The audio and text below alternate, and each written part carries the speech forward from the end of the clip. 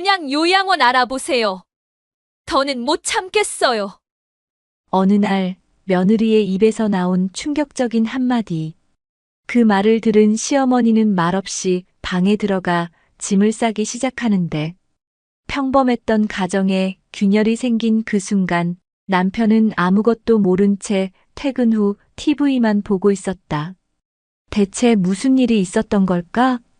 그리고 이 가족에게 찾아온 믿기 힘든 반전은 무엇이었을까?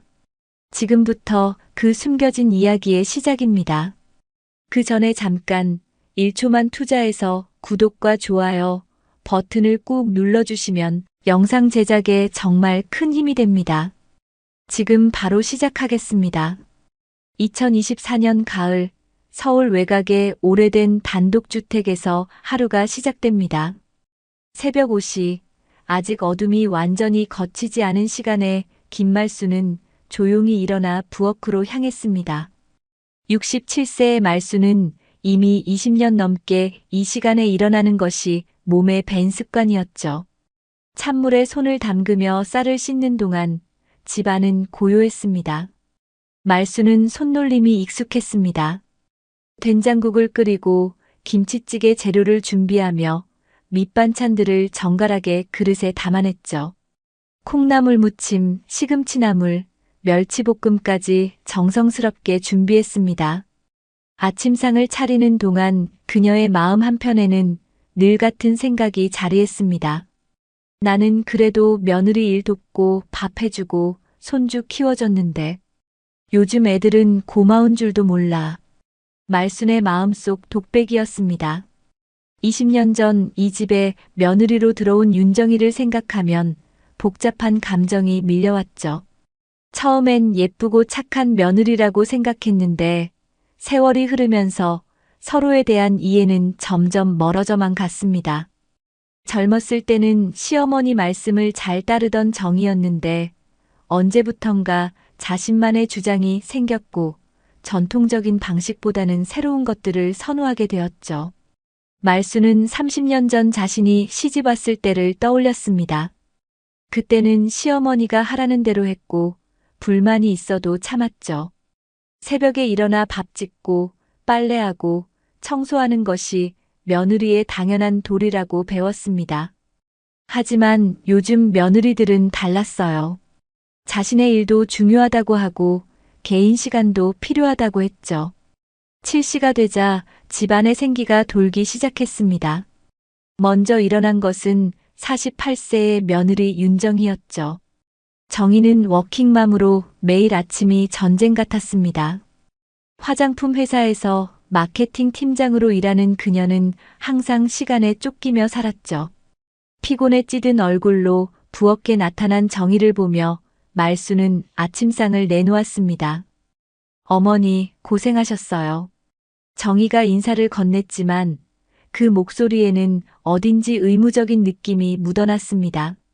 사실 정희는 매일 아침 어머니가 차려주는 상이 부담스러웠어요.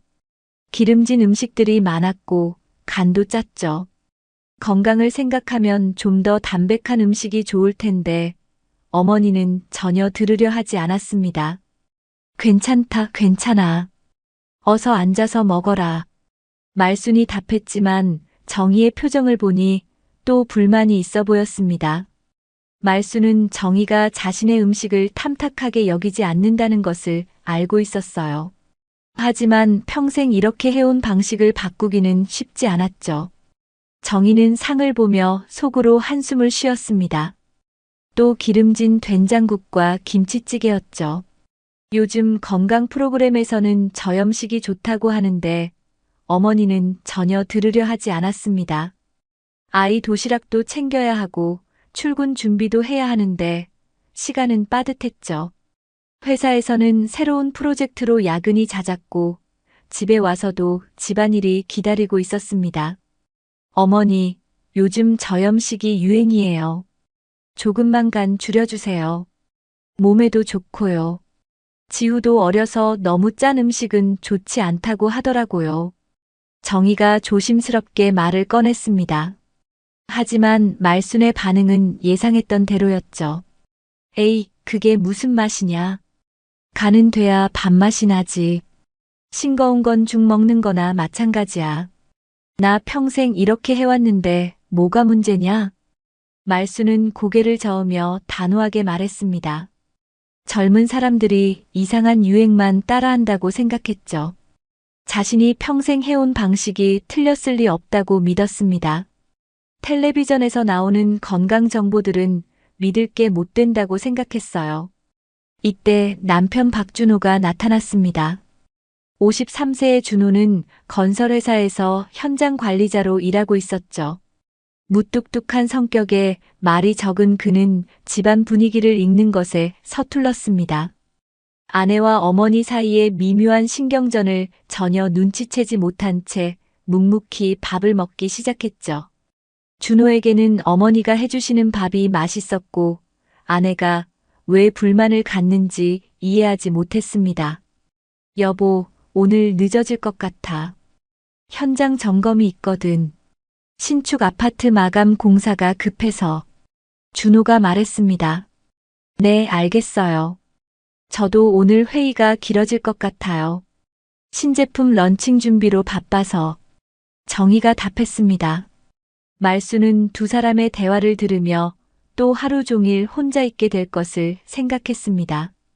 손주 지우가 학교에서 돌아오면 간식을 챙겨주고 숙제도 봐주고 저녁 준비도 해야 했죠. 하지만 아무도 그 일이 얼마나 힘든지 물어보지 않았습니다. 나이가 들수록 무릎도 아프고 허리도 아픈데 그런 건 아무도 신경 쓰지 않았어요. 8시가 되자 집안은 다시 조용해졌습니다. 정희는 출근했고 준호도 현장으로 떠났죠. 12살 손주 지우도 학교에 갔습니다. 말수는 혼자 남은 집에서 설거지를 하며 생각에 잠겼습니다. 그릇들을 닦으면서 문득 외로움이 밀려왔어요. 젊었을 때는 이 모든 일이 당연하다고 생각했습니다. 시어머니를 모시고 남편을 뒷바라지하고 아이를 키우는 것이 여자의 역할이라고 배웠죠. 하지만 며느리 정희는 달랐습니다. 자신의 일도 중요하게 생각하고 개인적인 시간도 필요하다고 했죠. 때로는 주말에 친구들과 만나러 나가기도 했고 혼자만의 시간을 갖고 싶다고도 했습니다. 말수는 정희를 이해하려고 노력했습니다. 하지만 세대 차이는 쉽게 좁혀지지 않았죠. 정희가 주말에 친구들과 만나러 나가면 말수는 혼자서 모든 집안일을 해야 했습니다. 그런 날이면 서운함이 마음 깊이 자리했죠. 자신이 며느리였을 때는 시어머니 곁을 떠난 적이 없었는데 요즘 며느리들은 달랐어요. 오후 2시쯤 되자 말수는 저녁 준비를 시작했습니다. 시장에 가서 신선한 재료들을 골라왔죠. 지우가 좋아하는 불고기와 미역국을 끓이기로 했습니다. 장을 보면서 다른 할머니들과 인사를 나누는 것이 말순의 유일한 사회생활이었어요. 말순 씨, 며느리가 일 나가서 좋겠어. 우리 때는 집에만 있었는데. 시장 아주머니가 말했습니다. 뭐가 좋아? 일 나가면 집안일은 누가 해? 다 내 몫이야. 말순이 답했습니다. 하지만 속마음으로는 정희가 경제활동을 하는 것이 자랑스럽기도 했어요. 자신은 평생 집안에서만 살았지만 며느리는 사회에서 인정받고 있었으니까요. 오후가 되자 지우가 학교에서 돌아왔습니다. 활발한 성격의 지우는 할머니를 좋아했지만 때로는 버릇없는 행동을 보이기도 했죠. 요즘 아이들은 예전과 달라서 말을 잘 듣지 않았습니다. 스마트폰만 보고 있고 할머니와 대화하는 시간도 줄어들었어요. 할머니, 배고파요. 뭐 있어요? 지우가 큰 소리로 말했습니다. 응, 할머니가 호떡 만들어줄까? 말순이 다정하게 물었습니다. 네, 좋아요. 엄마는 항상 과자만 사주는데 할머니 호떡이 더 맛있어요. 지우의 말에 말순은 뿌듯했습니다. 손주만큼은 자신을 좋아해 주니까 다행이었어요. 말순은 미리 준비해둔 간식을 내주며 지우의 하루 일과를 물어봤습니다. 하지만 지우는 대충 대답하고는 방으로 들어가 게임을 시작했죠. 말수는 혼자 남겨진 채 저녁 준비를 계속했습니다. 저녁 6시가 되어서야 정희가 집에 돌아왔습니다. 피곤한 얼굴로 들어온 정희를 보며 말수는 마음이 쓰였어요. 하지만 표현하는 방법을 몰라서 그냥 고생했다는 말만 건넸죠. 어머니, 오늘도 고생하셨어요. 지우는 잘 있었어요? 정희가 물었습니다. 응, 학교 다녀와서 간식 먹고 숙제도 했어. 저녁은 불고기 해놨으니까 씻고 와서 먹어. 7시에 준호까지 돌아와 온 가족이 모였습니다. 저녁 시간이 되어 가족들이 모였을 때 식탁에는 여전히 미묘한 긴장감이 흘렀습니다. 겉으로는 평범한 가정의 저녁 풍경이었지만 각자의 마음속에는 서로에 대한 불만과 서운함이 쌓여가고 있었죠. 말수는 가족들이 맛있게 먹는 모습을 보며 뿌듯함을 느꼈지만 동시에 외로움도 느꼈습니다. 정희는 어머니의 정성을 알면서도 자신만의 방식을 원했고 준호는 두 여자 사이의 복잡한 감정을 전혀 이해하지 못했죠. 이렇게 평온해 보이는 일상 속에서 세 사람은 각자의 마음속 깊은 곳에 불편한 진실을 안고 살아가고 있었습니다. 표면적으로는 화목한 가정이었지만 그 밑바닥에는 세대 간의 갈등과 이해 부족이 조용히 자리 잡고 있었어요. 며칠 후 가을비가 내리는 목요일 저녁이었습니다. 정희는 회사에서 특히 힘든 하루를 보냈죠. 신제품 런칭을 앞두고 임원진 미팅에서 여러 번 수정 지시를 받았고 마케팅 전략을 처음부터 다시 짜야 하는 상황이었습니다. 동료들과의 갈등도 있었고 상사로부터 압박도 심했죠.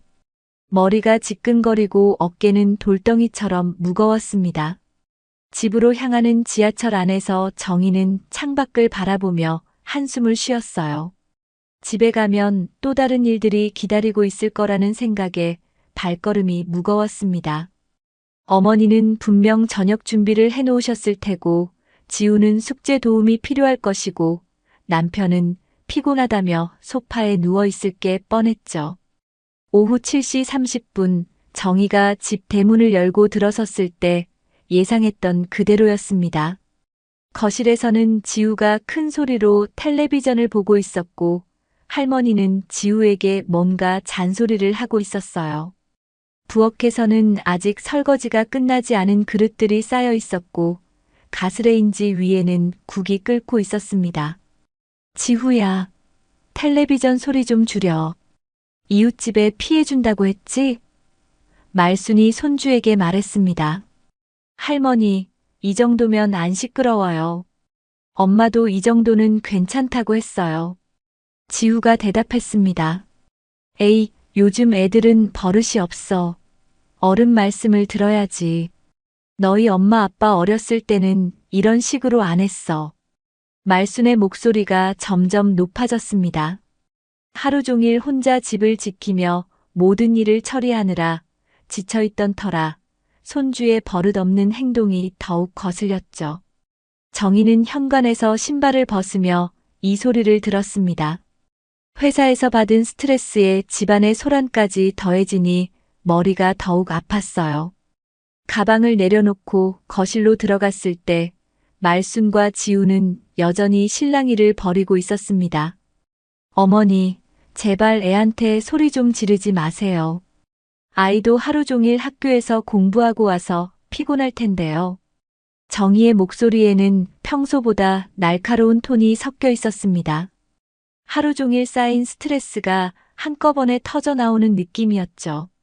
말 안 듣는데 어떡하냐. 요즘 애들이 버릇이 없어. 예의도 모르고. 내가 제대로 안 가르쳐서 그래. 말순이 맞받아쳤습니다.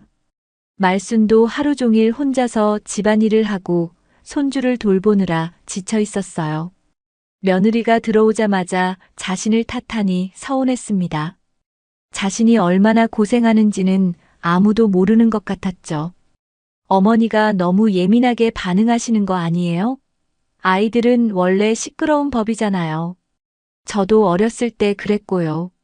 정희는 피곤함과 짜증이 뒤섞인 채로 말했습니다. 평소라면 참았을 텐데 오늘은 도저히 참을 수가 없었어요. 지우는 할머니와 엄마가 자신 때문에 싸우는 모습을 보며 어쩔 줄 몰라 했습니다. 결국 저 방에 있을게요라고 말하며 자기 방으로 들어가 버렸죠. 말수는 며느리의 말을 듣고 마음이 상했습니다. 자신이 손주를 사랑해서 잘못된 행동을 바로잡아 주려는 건데 며느리는 그걸 이해하지 못했어요. 게다가 자신이 예민하다니 그런 식으로 말하는 것도 서운했습니다. 그날 밤 준호가 늦게 들어왔을 때 집안 분위기는 여전히 냉랭했습니다.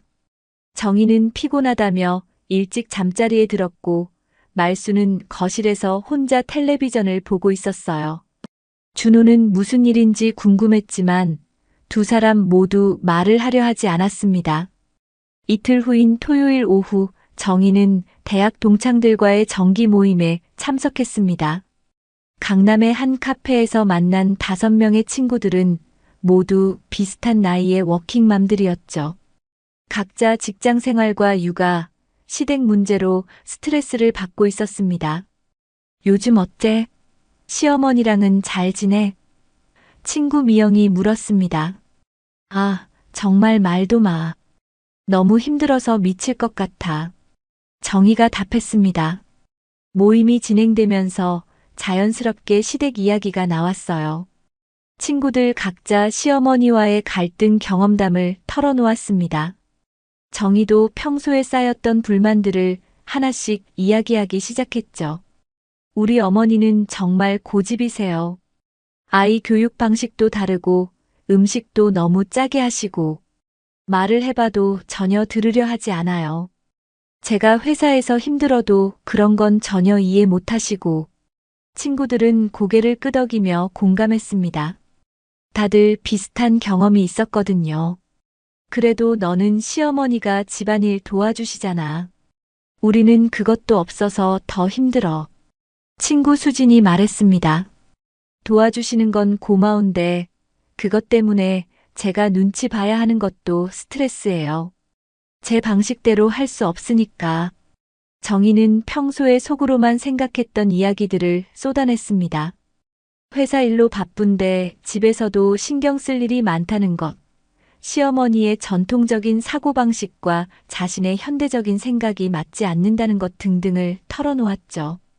솔직히 말하면 정희가 잠시 망설이다가 말을 이었습니다. 그냥 요양원 알아보려고. 나도 사람인데 언제까지 이렇게 눈치 보고 살 순 없잖아. 친정엄마도 요양원에서 편하게 지내시는 거 보니까 그게 서로에게 나을 수도 있을 것 같아. 친구들은 잠시 조용해졌습니다. 요양원 이야기는 좀 민감한 주제였거든요. 하지만 정희의 답답한 마음은 이해할 수 있었어요. 그 마음 이해해. 요즘은 좋은 요양원도 많고 어르신들끼리 계시는 게 더 즐거우실 수도 있어. 미영이 조심스럽게 말했습니다. 맞아. 무조건 집에서 모셔야 한다는 생각은 옛날 사고방식이야. 전문적인 케어를 받으시는 게 더 좋을 수도 있고. 수진도 거들었습니다. 정희는 친구들의 지지를 받으니 마음이 좀 편해졌어요. 자신만 이런 생각을 하는 게 아니라는 걸 알게 되었죠. 하지만 그 순간 정희는 몰랐습니다. 이 이야기가 어떤 결과를 가져올지 말이에요. 모임에는 정희의 동창인 은정도 함께 했는데 은정의 어머니는 우연히 말순과 같은 동네에 살고 있었습니다. 은정은 정희의 이야기를 듣고 집에 가서 어머니에게 그 내용을 전했어요. 별다른 악의는 없었지만 동네 소식을 나누는 과정에서 자연스럽게 나온 이야기였죠. 엄마, 오늘 정희 만났는데 요양원 알아본다고 하더라. 은정이 어머니에게 말했습니다. 어머, 정말? 그 착해 보이던 애가? 은정의 어머니가 놀라며 물었습니다. 이렇게 시작된 이야기는 동네 아주머니들 사이에서 빠르게 퍼져나갔습니다. 며칠 만에 여러 사람의 입을 거치면서 내용도 조금씩 바뀌었어요. 처음에는 알아본다는 정도였는데 나중에는 이미 예약했다는 식으로 과장되기도 했습니다. 일주일 후 말수는 시장에서 오랜 친구인 김옥분을 만났습니다. 옥분은 평소에 동네 소식에 밝은 사람이었어요. 말수나, 너 며느리가 요양원 알아본다던데 진짜냐? 옥분이 대뜸 물었습니다. 말수는 깜짝 놀랐습니다. 전혀 예상하지 못한 이야기였거든요. 뭔 소리야? 누가 그런 말을 했어? 말순이 당황하며 물었습니다. 동네에서 다 아는 얘기야.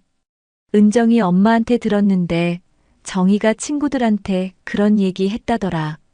말수는 머릿속이 하얘졌습니다. 며느리가 정말 자신을 요양원에 보내려고 계획하고 있었다니 믿을 수가 없었어요. 그동안 정희가 자신에게 불만이 있다는 건 알고 있었지만 이 정도일 줄은 몰랐습니다. 그래도 확실하지 않은 얘기잖아. 소문이 와전된 걸 수도 있고. 말순이 애써 담담하게 말했습니다. 하지만 마음속으로는 큰 충격을 받았어요. 장을 보고 집으로 돌아가는 길에 말순의 발걸음은 무거웠습니다. 20년 넘게 정성껏 돌봐준 며느리가 자신을 그렇게 생각하고 있었다니 배신감과 서운함이 밀려왔죠. 집에 도착한 말수는 평소처럼 저녁 준비를 했지만 마음은 복잡했습니다. 정말 정희가 그런 말을 했을까? 아니면 소문이 잘못 전해진 걸까 하는 생각이 계속 맴돌았어요. 하지만 궁금증을 참을 수가 없었습니다. 그날 저녁 온 가족이 모인 저녁 식사 자리는 평소보다 조용했습니다. 말수는 정희의 얼굴을 살펴보며 어떻게 물어볼까 고민했어요. 정희는 평소와 다름없이 밥을 먹고 있었지만 말순의 눈에는 모든 것이 달라 보였습니다. 이렇게 한마디의 말이 가져온 파장은 조용히 가정 안으로 스며들기 시작했습니다. 이틀 후인 화요일 저녁 말수는 더 이상 참을 수 없었습니다. 옥분에게서 들은 이야기가 계속 머릿속을 맴돌았거든요. 며느리가 정말 자신을 요양원에 보내려고 하는 건지 아니면 그냥 허투루 한 말인지 확인하고 싶었어요. 하지만 어떻게 물어봐야 할지 몰라서 이틀 동안 고민만 했습니다. 준호가 야근으로 늦고 지우는 학원에 간 저녁 시간이었습니다. 집에는 말순과 정희만 있었죠. 정희는 거실에서 노트북을 펼쳐놓고 회사 업무를 보고 있었어요. 내일 있을 프레젠테이션 자료를 정리하느라 집중하고 있었습니다. 말수는 부엌에서 설거지를 하면서 몇 번이나 말을 꺼내려다가 참았어요. 하지만 더 이상 미룰 수가 없었습니다. 그릇을 모두 정리하고 나서 거실로 나가 정희 앞에 조심스럽게 앉았습니다. 정희야. 말순이 조용히 불렀습니다. 네, 어머니. 뭔 일이세요? 정희가 노트북에서 눈을 떼지 않고 대답했습니다. 잠깐만 일 멈추고 어머니 얘기 좀 들어볼래? 말순의 목소리에는 평소와 다른 진지함이 묻어났습니다. 정희는 뭔가 심각한 이야기가 있을 것 같아서 노트북을 덮고 어머니를 바라봤어요. 말순의 얼굴에는 긴장감이 가득했습니다. 정희야, 너 정말 요양원 알아봤니? 말순의 질문에 정희는 깜짝 놀랐습니다. 전혀 예상하지 못한 질문이었거든요. 며칠 전 친구들과의 모임에서 한 이야기가 어떻게 어머니 귀에까지 들어갔는지 당황스러웠어요. 어머니, 그게 무슨... 정희가 말을 더듬었습니다. 시장에서 옥분이가 그러더라. 내가 친구들한테 요양원 알아본다고 했다고. 정말이냐? 말순의 목소리가 떨렸습니다. 정희는 순간 어떻게 대답해야 할지 몰랐어요. 사실을 부인할 수도 있었지만 어차피 들킨 마당에 거짓말을 하는 것도 별로였습니다. 그리고 평소에 쌓였던 스트레스와 불만들이 한꺼번에 올라왔죠. 어머니. 정희가 잠시 말을 멈췄다가 다시 입을 열었습니다. 솔직히 말하면, 네, 알아봤어요. 말수는 정희의 입에서 직접 확인을 듣는 순간 가슴이 철렁 내려앉았습니다. 소문으로만 들었을 때도 충격이었는데 며느리가 직접 인정하니 더욱 큰 배신감을 느꼈어요. 왜? 말순이 간신히 한마디를 물었습니다. 정희는 깊은 숨을 쉬고 평소에 하지 못했던 이야기를 하기 시작했습니다. 어머니, 저도 사람이에요. 회사 다니면서 집안일까지 다 하는 게 너무 힘들어요. 아침에 일어나면 아침 준비부터 시작해서 저녁 때까지 쉴 틈이 없어요. 주말에도 밀린 집안일 하느라 정신없고. 정희의 목소리에는 그동안 참았던 울분이 섞여 있었습니다. 그리고 어머니랑 육아 방식이나 생활 방식이 너무 달라요. 제가 뭘 하려고 하면 항상 어머니 방식대로 하라고 하시고 제 의견은 들어주지 않으세요.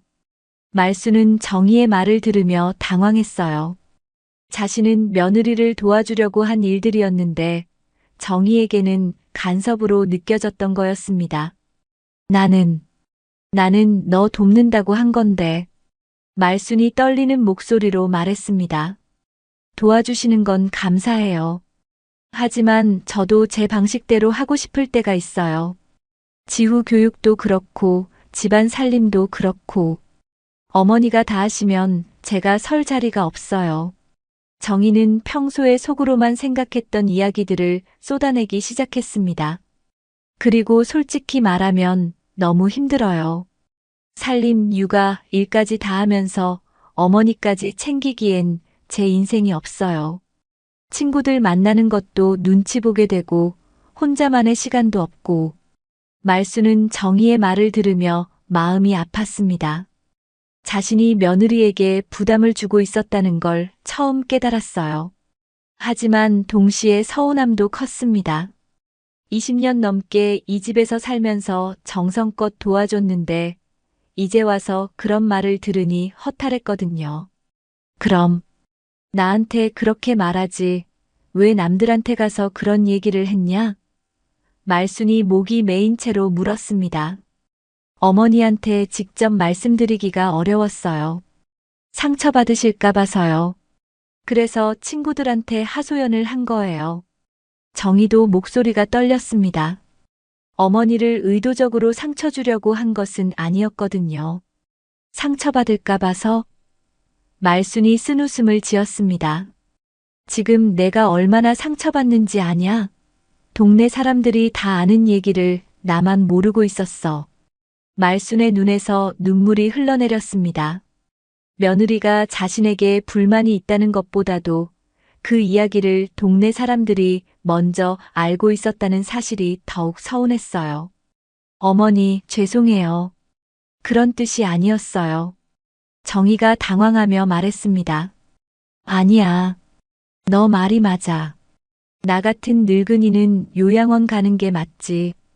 말순이 눈물을 닦으며 일어섰습니다.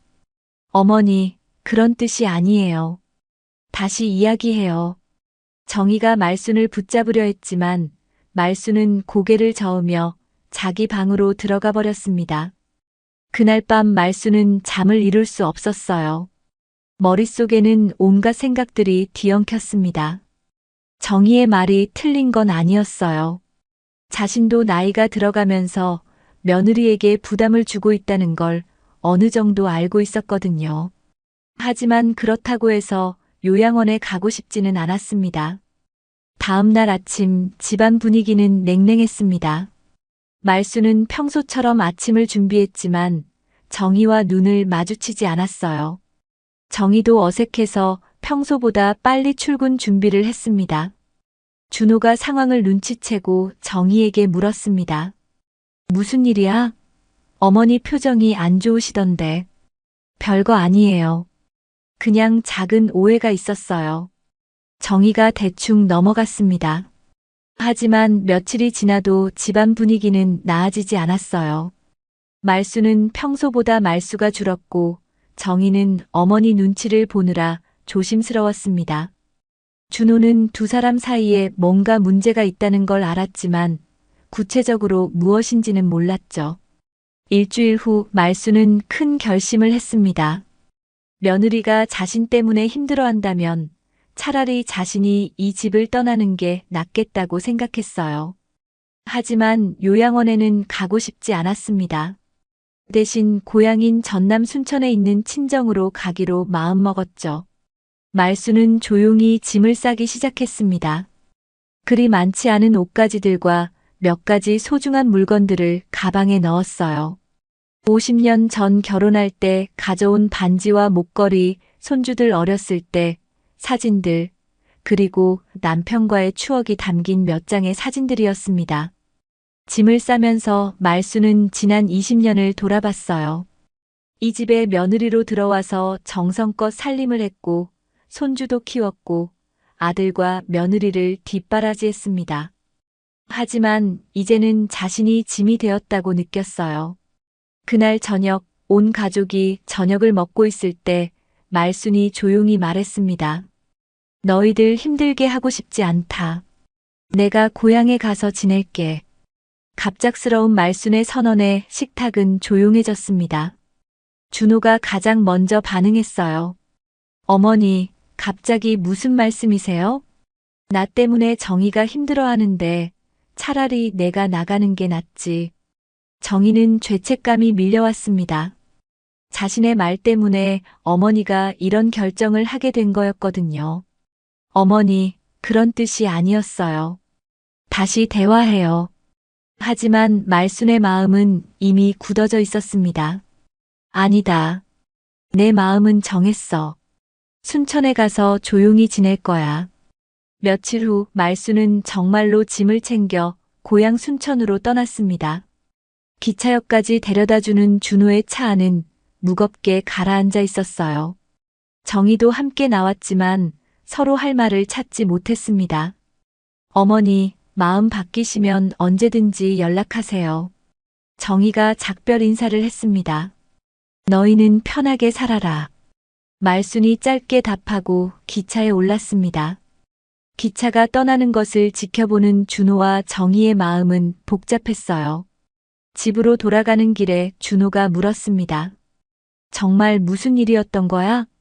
그제서야 정희는 준호에게 모든 이야기를 털어놓았습니다. 준호는 아내와 어머니 사이에 이런 일이 있었다는 것을 뒤늦게 알고 충격을 받았어요. 집에 돌아왔을 때 어머니가 없는 집은 이상하게 조용했습니다. 평소에는 느끼지 못했던 말순의 존재감을 이제서야 깨달았죠. 정희는 후련할 줄 알았는데 왜인지 허전한 기분이 들었습니다. 말순이 고향으로 떠난 지 일주일이 지났습니다. 집안은 평소보다 조용했고 어딘지 모르게 공허한 느낌이 들었어요. 정희는 처음 며칠 동안은 편하다고 생각했습니다. 아침에 일어나서 간단히 토스트와 커피로 아침을 해결할 수 있었고 저녁에도 간편한 음식으로 때울 수 있었거든요. 어머니 눈치를 보지 않아도 되니 마음도 한결 가벼웠죠. 하지만 며칠이 지나면서 예상하지 못했던 문제들이 하나둘씩 나타나기 시작했습니다. 가장 큰 문제는 지우였어요. 할머니가 없으니 학교에서 돌아와도 집에 아무도 없었습니다. 정희가 퇴근하기 전까지 혼자 있어야 했죠. 엄마, 할머니는 언제 돌아와요? 집에 혼자 있으니까 무서워요. 지우가 불안해하며 물었습니다. 할머니는 고향에서 휴가 보내고 계셔. 조금만 기다려. 정희가 애매하게 답했습니다. 지우에게 정확한 상황을 설명하기는 어려웠어요. 아이가 상처받을까봐 걱정됐거든요. 집안일도 생각보다 많았습니다. 평소에 말순이 해주던 빨래, 청소, 정리정돈을 모두 정희가 해야 했어요. 주말에 밀린 집안일을 몰아서 하느라 정희는 더욱 피곤했습니다. 회사 일도 바빠서 야근이 잦았는데 집에 와서도 할 일이 산더미였죠. 준호는 아내의 변화를 눈치챘습니다. 정희가 평소보다 예민해졌고 피곤해하는 모습이 자주 보였어요. 저녁에 집에 오면 정희는 항상 설거지를 하거나 빨래를 개고 있었습니다. 금요일 저녁 준호가 늦은 퇴근을 하고 집에 돌아왔을 때 정희는 소파에서 깜빡 잠이 들어 있었어요. 손에는 아직 접지 못한 빨래들이 들려 있었습니다. 준호는 그제서야 아내가 얼마나 힘들어하는지 깨달았죠. 여보, 깨워서 미안해. 방에 가서 자. 준호가 정희를 깨웠습니다. 아, 언제 왔어? 저녁은 했어? 정희가 눈을 비비며 일어났습니다. 편의점에서 김밥 사 먹었어. 당신은 너무 피곤해 보이네. 괜찮아. 어머니 안 계시니까 해야 할 일이 많아서. 준호는 평소에 어머니가 얼마나 많은 일을 하셨는지 새삼 깨달았어요. 아내가 혼자서 모든 걸 감당하기에는 너무 버거워 보였습니다. 토요일 오후 준호는 정희와 진지한 대화를 나눴습니다. 지우는 친구 집에 놀러 가서 집에는 두 사람만 있었어요. 당신 어머니랑 정확히 무슨 일이 있었던 거야? 처음에 대충 들었는데 자세히 말해봐.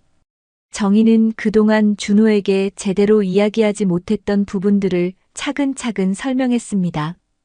친구들과의 모임에서 요양원 이야기를 한 것, 그것이 어떻게 어머니 귀에 들어갔는지, 그리고 어머니와 나눈 대화까지 모든 것을 털어놓았어요.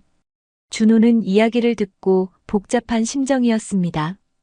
아내의 마음도 이해되고 어머니의 마음도 이해됐거든요. 당신이 요양원 얘기를 했다고? 준호의 목소리에는 놀라움이 섞여 있었습니다. 그냥 친구들 앞에서 한 말이었어. 진짜로 보내려고 한 건 아니야. 스트레스 받아서 하소연한 거였다고. 그래도 그런 말을 하면 어떡해. 어머니가 얼마나 상처받으셨겠어. 준호의 말에 정희는 약간 언짢았습니다. 당신은 어머니 편만 드는구나. 내가 얼마나 힘든지는 모르고. 그런 게 아니야. 둘 다 이해한다고. 하지만 어머니는 우리 가족이잖아. 나도 알아.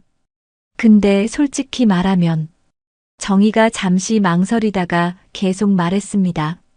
그게 맞다고 생각해. 어머니도 편하시고 우리도 편하고. 준호는 아내의 말에 충격을 받았어요. 설마 정희가 진심으로 어머니를 요양원에 보내고 싶어 한다고는 생각하지 못했거든요. 당신 정말 그런 생각이야? 여보, 현실적으로 생각해봐. 어머니 연세도 있으시고 우리도 각자 일이 바빠. 전문적인 케어를 받으시는 게 더 좋을 수도 있어. 요즘 요양원들 시설도 좋고. 그래도 어머니야. 평생 우리를 위해 사셨는데. 나도 그건 안다고. 하지만 우리 인생도 중요하잖아. 지우도 키워야 하고 우리도 나이 들어가는데. 부부는 이 문제로 처음으로 심각한 의견 차이를 보였습니다. 준호는 전통적인 효도 관념이 강했고 정희는 현실적인 문제를 더 중요하게 생각했어요. 당신이 어머니를 그렇게 생각하고 있었다니. 실망이야. 준호의 말에 정희도 화가 났습니다. 실망? 그럼 당신이 집안일 좀 도와줬으면 내가 이런 생각을 했겠어? 평소에는 뒷짐지고 있다가 이럴 때만 도덕적인 척 하는 거야? 내가 언제 뒷짐지고 있었다고 그래? 매일 회사에서 돌아오면 소파에 누워서 텔레비전만 보잖아. 집안일은 하나도 안 도와주면서. 둘의 대화는 점점 격해졌습니다. 그동안 쌓였던 서로에 대한 불만들이 한꺼번에 터져 나왔어요. 그럼 어머니 모셔오자고. 내가 도와줄게. 지금 와서? 어머니가 오시겠어? 이미 상처받아서 가신 건데. 준호는 아내의 말에 할 말이 없었어요. 정희 말이 맞았거든요. 이미 일이 벌어진 후였고 어머니를 다시 모시기에는 너무 많은 감정적 상처가 있었습니다. 그날 밤 두 사람은 각자 다른 방에서 잠을 잤습니다. 준호는 거실 소파에서 정희는 침실에서 뒤척였어요. 둘 다 잠을 제대로 이루지 못했습니다. 다음 주가 되자 준호는 어머니에게 안부 전화를 드렸습니다. 순천에 계신 말순의 목소리는 평소보다 힘이 없어 보였어요. 어머니, 잘 지내고 계세요? 응, 그럭저럭 지내고 있어. 너희는 어떻게 지내냐? 저희는 괜찮아요. 어머니 없으니까 집이 너무 조용해요. 조용한 게 좋지. 이제 편하게 지내거라. 말순의 목소리에는 서운함이 묻어났습니다. 준호는 어머니를 집으로 모셔오고 싶었지만 정희와 상의하지 않고는 결정할 수 없었어요. 전화를 끊고 나서 준호는 정희에게 말했습니다.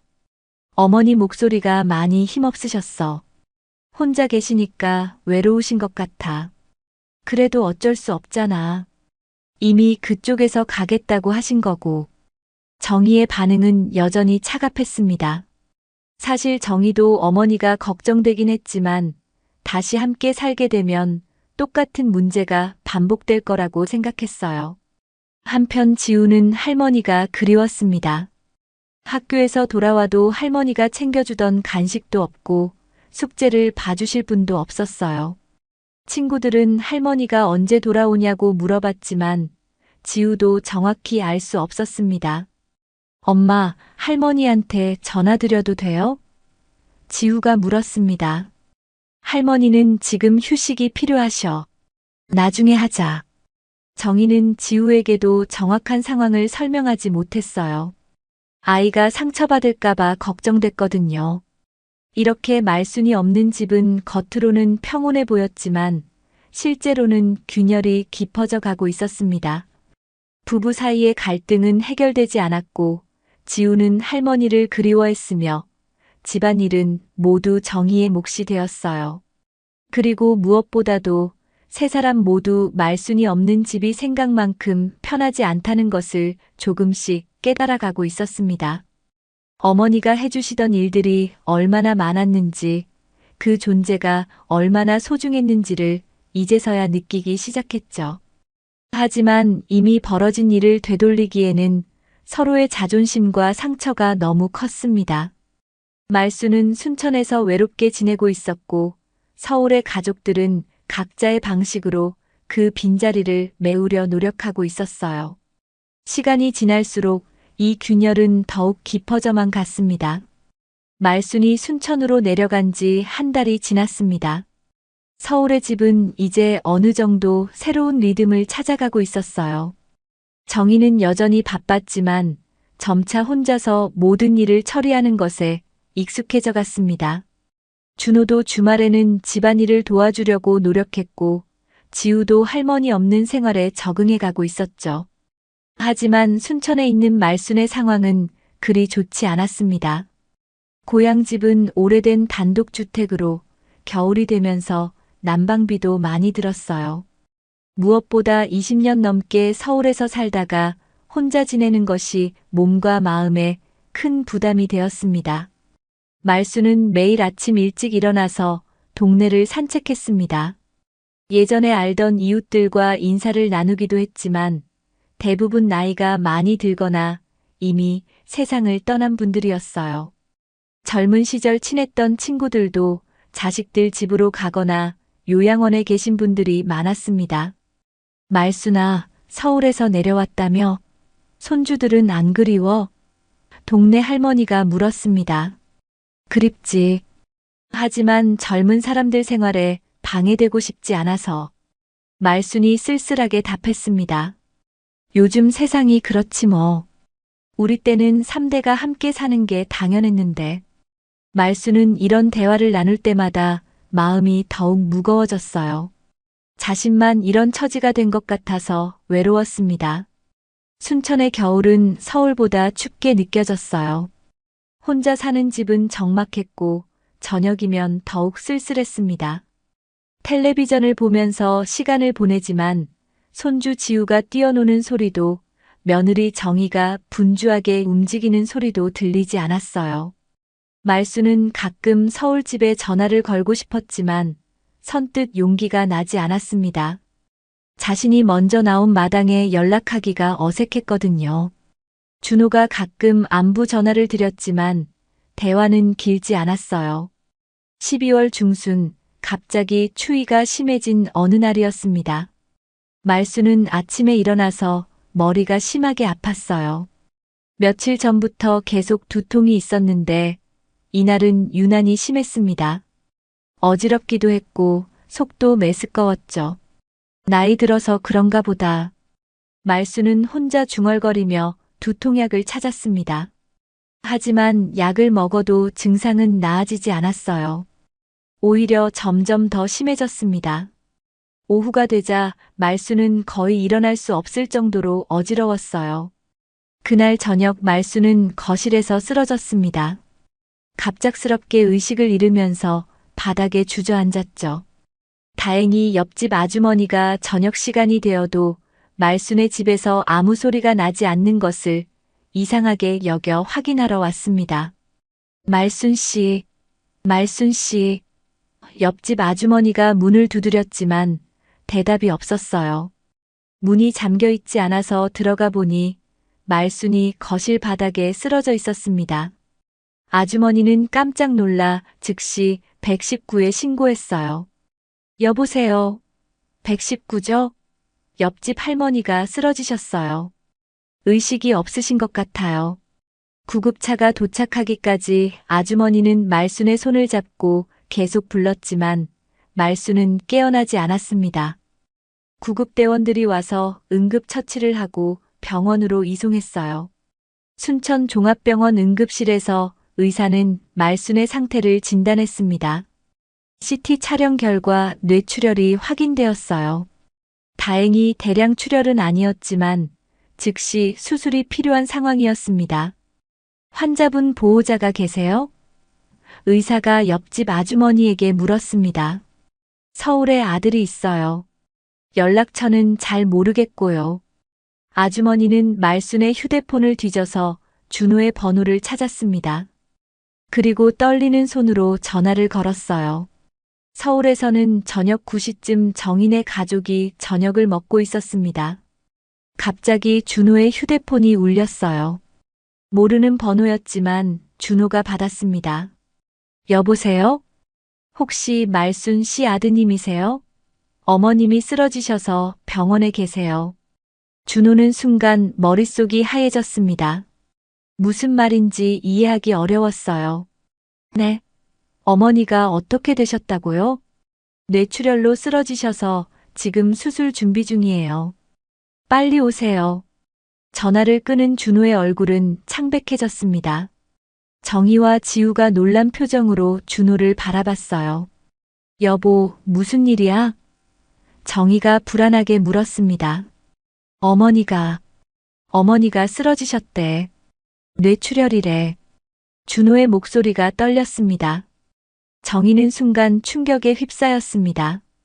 그동안 어머니와의 갈등 때문에 복잡한 감정을 가지고 있었지만 이런 일이 벌어질 줄은 전혀 예상하지 못했어요. 지금 어떤 상태야? 수술 준비 중이래. 빨리 가야 해. 준호는 급하게 차키를 챙겼습니다. 정희도 가방을 챙기며 함께 나설 준비를 했어요. 지우는 무슨 일인지 정확히 모르겠지만 어른들의 표정이 심각해서 불안해했습니다. 할머니가 많이 아프신 거예요? 지우가 물었습니다. 응, 그래서 병원에 가봐야 해. 너는 이모 집에 가서 자고 있어. 정희가 답했습니다. 급하게 지우를 처제에게 맡기고 준호와 정희는 순천으로 향했습니다. 고속도로를 달리는 내내 두 사람은 말이 없었어요. 각자 복잡한 생각에 잠겨 있었습니다. 준호는 어머니께 더 자주 안부를 여쭤보지 못한 것을 후회했어요. 혼자 계시는데 더 신경 써드리지 못한 자신이 원망스러웠습니다. 정희는 죄책감에 시달렸습니다. 자신 때문에 어머니가 집을 나가게 되었고 혼자 지내시다가 이런 일이 생긴 거라고 생각했어요. 요양원 이야기를 하지 않았다면 어머니는 서울에서 가족들과 함께 계셨을 텐데 하는 생각이 머릿속을 맴돌았습니다. 내 잘못이야. 정희가 조용히 말했습니다. 지금은 그런 생각하지 마. 어머니 상태부터 확인하자. 하지만 준호의 마음속에도 아내에 대한 원망이 없는 것은 아니었어요. 만약 정희가 요양원 이야기를 하지 않았다면 어머니는 여전히 서울에 계셨을 것이고 이런 일도 일어나지 않았을 거라는 생각이 들었습니다. 새벽 1시가 넘어서야 두 사람은 순천 종합병원에 도착했습니다. 응급실에서 의사를 만나 어머니의 상태에 대해 들었어요. 다행히 수술은 성공적으로 끝났습니다. 하지만 뇌출혈로 인한 후유증이 있을 수 있어요. 어떤 후유증 말씀이세요? 준호가 물었습니다. 언어장애나 운동기능장애가 올 수 있습니다. 지금은 의식이 없는 상태이고 깨어나 봐야 정확한 상태를 알 수 있어요. 의사의 설명을 듣고 준호와 정희는 망연자실했습니다. 중환자실에 누워있는 말순의 모습을 보니 눈물이 났어요. 어머니. 정희가 말순의 손을 잡으며 눈물을 흘렸습니다. 그동안 갈등이 있었지만 이렇게 아픈 모습을 보니 모든 게 사소해 보였어요. 정희는 자신의 이기적인 생각 때문에 어머니가 이런 고생을 하게 되었다는 죄책감에 휩싸였습니다. 며칠 후 말순이 의식을 되찾았을 때 의사의 걱정대로 반신마비 증상이 나타났습니다. 오른쪽 팔다리를 제대로 움직일 수 없었고 말도 어눌해졌어요. 어머니, 정희예요. 알아보세요? 정희가 조심스럽게 물었습니다. 말순은 정희를 알아봤지만 말을 제대로 하기 어려워했습니다. 눈에서는 눈물이 흘러내렸어요. 내가 많이 불편했지. 미안하다. 말순이 어눌한 발음으로 간신히 말했습니다. 그 순간 정희는 더 이상 참을 수 없었어요. 어머니가 자신을 걱정하며 미안하다고 말씀하시는 것을 듣고는 목 놓아 울기 시작했습니다. 아니에요, 어머니. 제가 너무 못됐어요. 제가 미안해요. 준호도 어머니의 손을 잡고 눈물을 흘렸습니다. 가족의 소중함을 이렇게 아픈 방식으로 깨닫게 되었죠. 말순이 병원에 입원한 지 일주일이 지났습니다. 정희와 준호는 교대로 병원에서 간병을 하며 어머니를 돌봤어요. 말순의 상태는 조금씩 나아지고 있었지만 재활 치료가 필요한 상황이었습니다. 어느 날 오후 정희가 혼자 병실에서 어머니를 돌보고 있을 때 말순의 고향 친구인 김복자 할머니가 문병을 왔어요.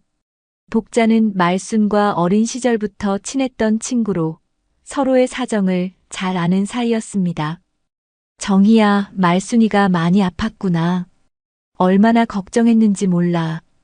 복자가 말순의 손을 잡으며 말했습니다. 네, 할머니. 고마워요. 어머니가 친구분들이 오시면 항상 기뻐하세요.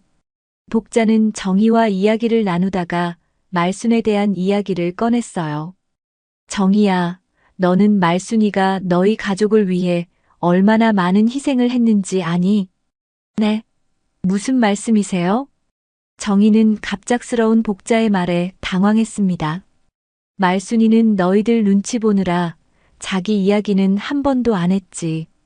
너희 살림에 도움 주려고 노후 자금도 안 쓰고 몰래 대출 받아준 적도 있단다. 정희는 깜짝 놀랐어요. 전혀 들어본 적이 없는 이야기였거든요. 어머니가 대출을 받으셨다고요? 준호가 회사에서 어려웠을 때 기억 안 나니? 5년 전쯤인가 경기가 안 좋아서 월급도 밀리고 그랬잖아.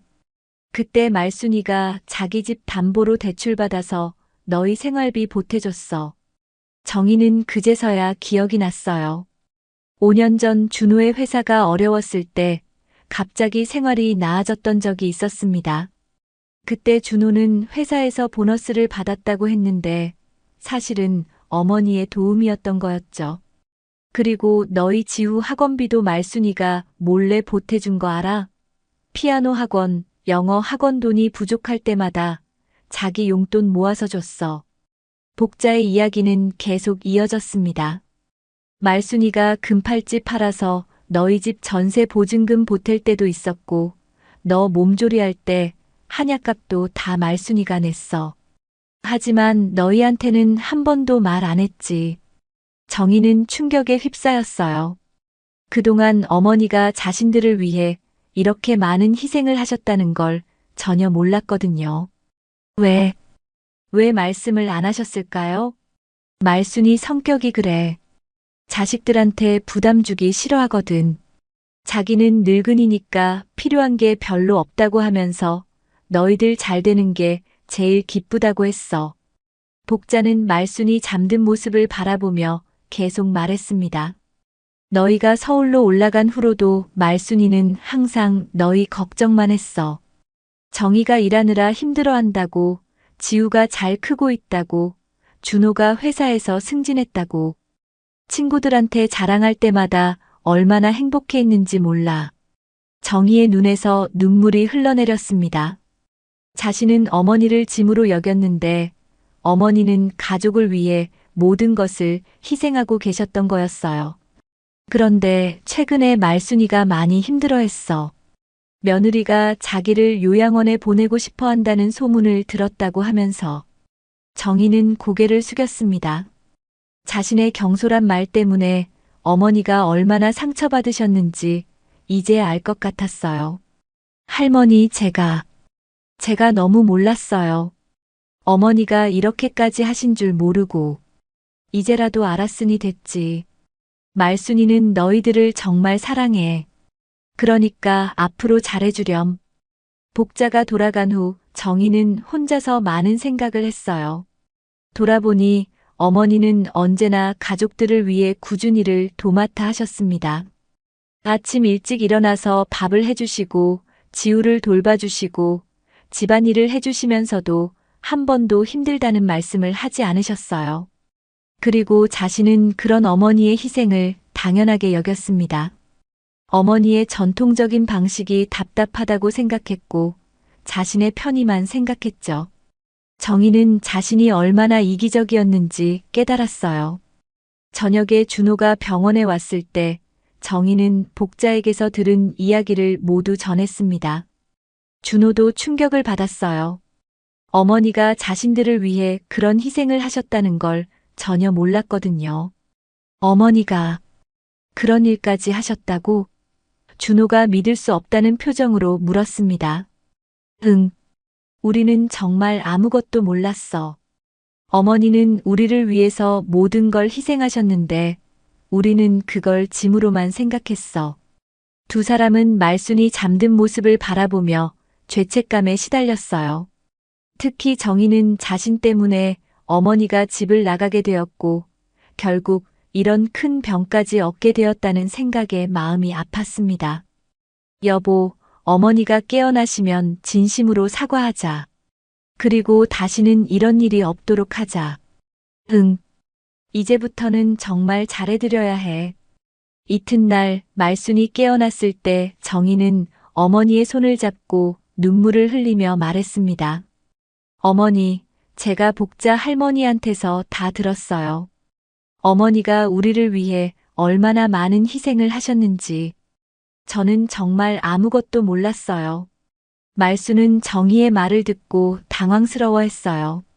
자신이 한 일들을 다른 사람들이 알게 된 것이 부끄러웠거든요. 그런 일은 당연한 거야. 말순이 어눌한 발음으로 말했습니다. 아니에요, 어머니. 당연한 게 아니에요. 어머니는 우리 가족을 위해서 너무 많은 걸 해주셨어요. 그런데 저는 그걸 알아보지도 못하고 정희는 더 이상 말을 이을 수 없었어요. 눈물이 계속 흘러나왔거든요. 말순도 눈시울이 붉어졌습니다. 며느리가 자신의 마음을 이해해주니 고마웠어요. 정희야, 나도 너 힘든 줄 몰랐다. 미안해. 어머니가 뭘 미안하세요. 제가 미안해요. 이렇게 두 사람은 서로의 진심을 확인할 수 있었습니다. 그동안 쌓였던 오해와 갈등이 조금씩 풀리기 시작했어요. 말순의 상태가 조금씩 나아지면서 재활치료가 시작되었습니다. 물리치료사의 도움을 받아 조금씩 걷는 연습을 하고 언어치료를 통해 말하는 것도 점차 나아지고 있었어요. 하지만 여전히 불편한 점들이 많았고 완전한 회복까지는 시간이 필요했습니다. 정희는 매일 병원에 와서 어머니를 돌봤어요. 회사에 병가를 내고 간병에 전념했습니다. 처음에는 서툴렀지만 점차 어머니의 식사를 도와드리고 재활운동을 함께하며 정성껏 돌봤죠. 어느 날 오후 재활치료를 마치고 병실로 돌아온 말순이 정희에게 말했습니다. 정희야, 너 회사 괜찮니? 괜찮아요, 어머니. 지금은 어머니가 더 중요해요. 정희의 말에 말순은 미안한 마음이 들었어요. 자신 때문에 며느리가 일도 못하고 고생하고 있으니까요. 나는 이제 요양원에 가는 게 맞을 것 같아. 말순이 조심스럽게 말을 꺼냈습니다. 자신의 몸 상태를 생각하면 가족들에게 더 큰 부담을 줄 것 같았거든요. 어머니, 그런 말씀 마세요.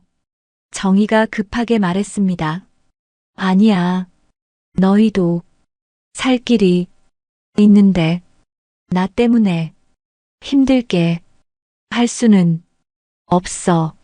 말순의 목소리에는 깊은 슬픔이 묻어났습니다. 평생 가족을 위해 살아왔는데 이제는 자신이 짐이 되는 것 같아서 마음이 아팠어요. 정희는 어머니의 말을 듣고 가슴이 찢어지는 것 같았습니다. 그동안 자신이 얼마나 잘못 생각하고 있었는지 깨달았거든요. 어머니, 정희가 말순의 침대 옆에 무릎을 꿇고 앉았습니다. 어머니, 다시 집으로 오세요. 제가 어머니 진심 몰랐어요. 끝까지 함께 할게요. 정희의 눈에서 눈물이 흘러내렸습니다. 진심에서 우러나오는 눈물이었어요. 정희야, 괜찮다. 나는 늙었으니까. 아니에요, 어머니. 어머니는 우리 가족이에요. 제가 그동안 너무 이기적이었어요. 어머니가 우리를 위해 얼마나 많은 걸 희생하셨는지도 모르고. 정희는 복자 할머니에게서 들은 이야기들을 떠올렸습니다. 어머니의 모든 희생과 사랑을 이제야 제대로 알게 되었죠. 어머니는 평생 우리를 위해 사셨잖아요. 이제는 제가 어머니를 위해 살고 싶어요. 정말로요. 말순은 정희의 진심을 느꼈어요. 며느리의 눈에서 흐르는 눈물이 거짓이 아니라는 걸 알 수 있었습니다. 나도 너 힘든 줄 몰랐다. 우리가 서로 너무 말이 없었구나. 말순도 눈시울을 붉히며 떨리는 손을 정희에게 내밀었습니다. 정희는 그 손을 꽉 잡았어요. 어머니, 앞으로는 서로 마음을 터놓고 이야기해요. 힘든 것도 좋은 것도 함께 나누면서 살아요. 그래, 그렇게 하자. 이때 문이 열리며 준호가 들어왔습니다. 지우의 손을 잡고 함께 온 거였어요. 지우는 할머니를 보자마자 달려가서 안겼습니다. 할머니, 보고 싶었어요. 지우야, 할머니도 많이 보고 싶었어. 말순의 얼굴에 환한 미소가 번졌습니다. 손주를 보니 모든 아픔이 사라지는 것 같았어요. 준호는 어머니와 아내가 손을 잡고 있는 모습을 보며 안도했습니다. 그동안 얼마나 걱정했는지 모르거든요. 어머니, 저도 정말 죄송했어요. 제가 더 신경 써드렸어야 했는데. 준호도 어머니 앞에 무릎을 꿇고 앉으며 눈물을 흘렸습니다. 우리 가족이잖아요. 이제부터는 셋이 함께 사는 거예요. 제가 주말마다 집안일도 도와드릴게요. 말순은 아들과 며느리가 이렇게 마음을 열어주니 감격스러웠어요. 병원에서 외롭게 지내면서 가족의 소중함을 더욱 절실히 느꼈거든요. 고맙다. 정말 고마워. 말순이 간신히 말을 꺼냈습니다. 감정이 복받쳐서 더 이상 말을 이을 수 없었어요. 지우가 할머니의 손을 잡으며 말했습니다. 할머니, 빨리 나으셔서 집에 오세요. 할머니 호떡이 그리워요. 그래. 할머니가 빨리 나아서 맛있는 거 많이 해줄게. 가족 4명이 모두 함께 눈물을 흘렸습니다. 그동안 쌓였던 오해와 갈등이 모두 녹아내리는 순간이었어요. 의사는 말순이 태어나기까지는 아직 시간이 더 필요하다고 했습니다. 하지만 가족들의 사랑과 관심 덕분에 회복 속도가 빨라지고 있었어요. 정희 씨, 환자분이 많이 밝아지셨네요. 가족들의 지지가 정말 중요한 것 같아요. 담당 의사의 말에 정희는 고개를 끄덕였습니다. 이제야 진정한 가족의 의미를 깨달은 것 같았어요. 그날 밤 정희는 어머니 옆에서 밤을 새웠습니다. 말순이 잠든 모습을 바라보며 다짐했어요. 어머니, 앞으로는 정말 잘해드릴게요. 제가 이제 누군가의 며느리가 아니라 한 집안의 어른으로 살아가면서 어머니를 잘 모실게요. 말순은 잠결에도 정희의 목소리를 들었는지 작은 미소를 지었습니다. 오랜만에 평안한 잠에 들 수 있었어요. 2달 후 말순은 드디어 태어날 수 있게 되었습니다. 재활치료 덕분에 걷는 것도 많이 나아졌고 말하는 것도 처음보다 훨씬 자연스러워졌어요. 완전히 예전 상태로 돌아가지는 못했지만 일상생활에는 큰 지장이 없을 정도로 회복되었습니다. 태어나는 날 온 가족이 함께 병원에 왔어요. 지우는 할머니가 집에 오신다는 소식에 며칠 전부터 들떠 있었습니다. 할머니, 집에 가면 제가 할머니 방 청소해놨어요. 지우가 신나게 말했습니다. 고맙다, 지우야. 할머니가 집에 가서 맛있는 거 해줄게. 차 안에서 말순은 창밖을 바라보며 감회가 새로웠어요. 몇 달 전에는 이 집을 등지고 떠났는데 이제는 가족들의 진심 어린 사랑을 받으며 돌아가는 거였거든요. 집에 도착했을 때 정희가 미리 준비해둔 것들이 눈에 띄었습니다. 어머니가 편하게 지내실 수 있도록 침실에 안전 손잡이를 설치해 두었고 화장실에도 미끄럼 방지 매트를 깔아놨어요. 무엇보다 냉장고에는 어머니가 좋아하실 만한 건강한 음식들로 가득했습니다. 어머니, 이제는 제가 어머니 건강 챙겨드릴게요. 병원에서 받은 식단표대로 준비해놨어요. 정희는 어머니를 위해 저염식 요리를 배워뒀어요.